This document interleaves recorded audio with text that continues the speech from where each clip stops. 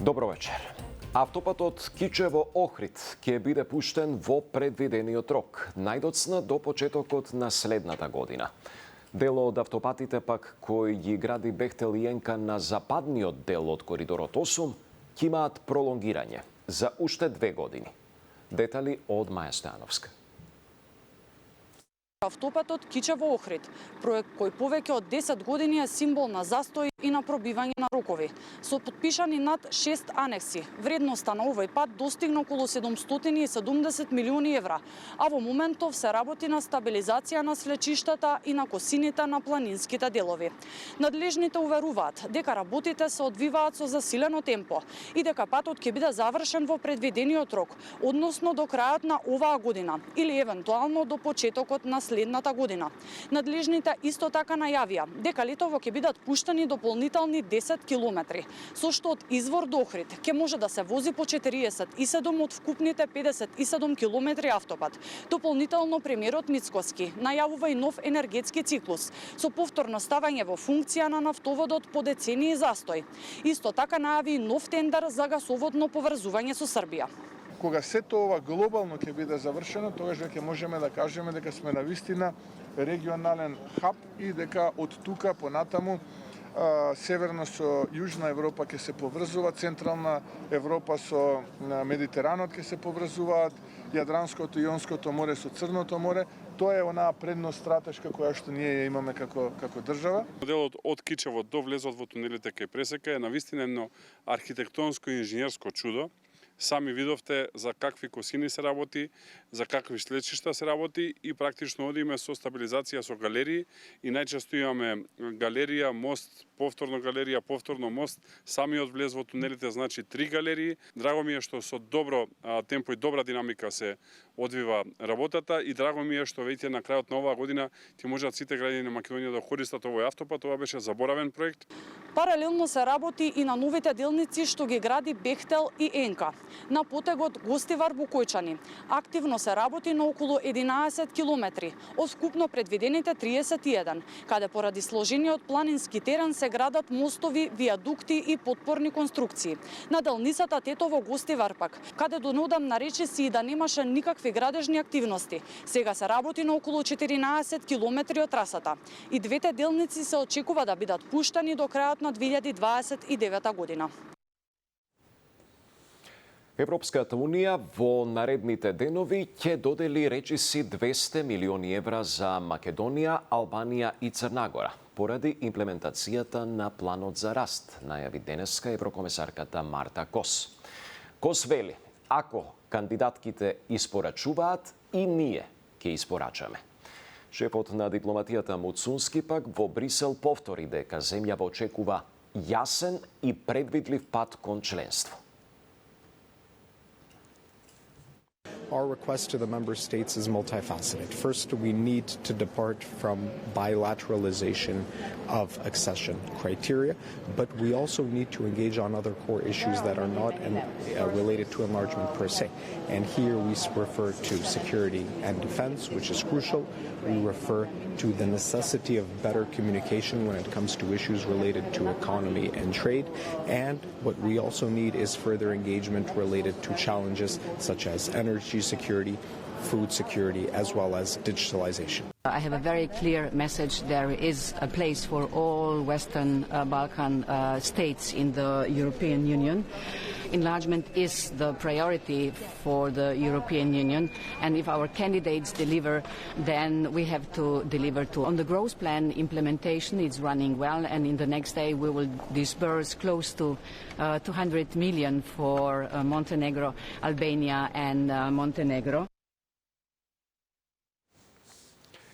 Едноминутен разговор не е средба, а македонците се македонци, објави на социјалните мрежи шефот на дипломатијата Муцунски по изјавата на неговата бугарска колешка Весислава Петрова Чомова, дека денеска ја имале првата средба за време на неформалниот појадок пред почетокот на Советот во Брисел.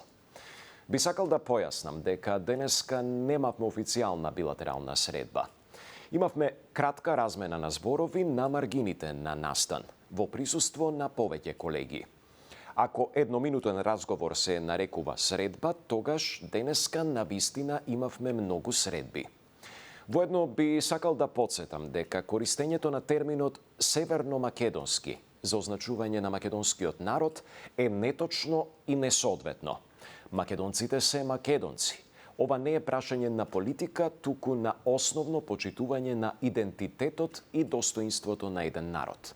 Во дипломатијата, прецизноста не е формалност, таа е одраз на почит. А како што и кажав, на Бесислава се надевам дека наскоро на вистина ќе одржиме средба во пријателска и позитивна атмосфера, насочена кон градење добрососедски односи и нашата заедничка европска иднина, стои во објавата на Муцунски.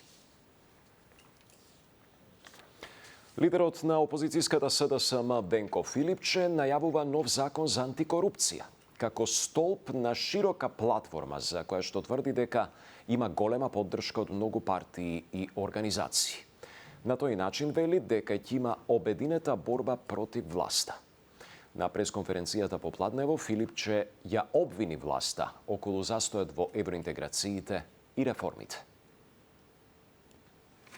Малцинствата не се некакви нови луѓе кои што треба да дојдат тука кај нас. Тоа се наши граѓани, граѓани на Македонија, наши комши, пријатели, сограѓани.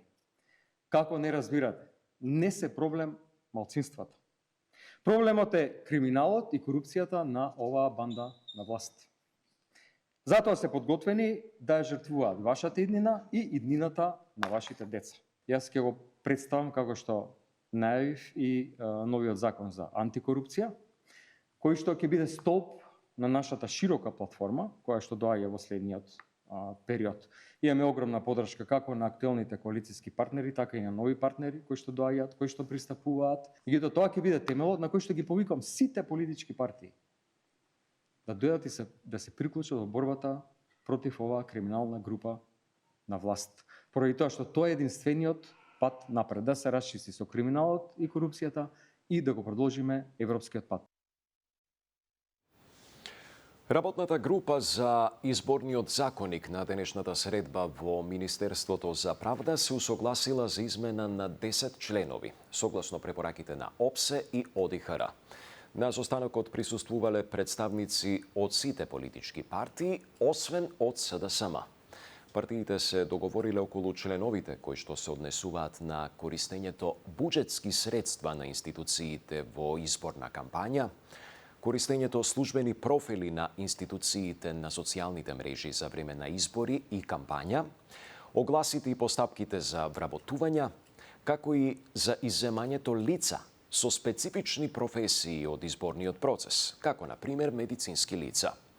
Околу неучеството на СДСМ од Правда известија дека се уште не е доставено официјално писмено известување за нивно повлекување од процесот, но очекуваат партијата да ја преиспита својата позиција.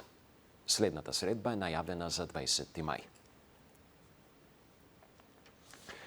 Почна судскиот процес во кој што им се суди на 13 полициски службеници за пожарот во Пулс. Сите негираат вина, а обвинителството ги терети како соизвршители за тешки дела против општата сигурност. Нивните адвокати бараат да се суди врз основа на факти и докази, а не врз основа на емоции. Според нив обвинението е контрадикторно и тврдат дека сопственикот на Пулс бил должен да се грижи за безбедноста на своите гости, зашто имал ангажирано и обезбедување.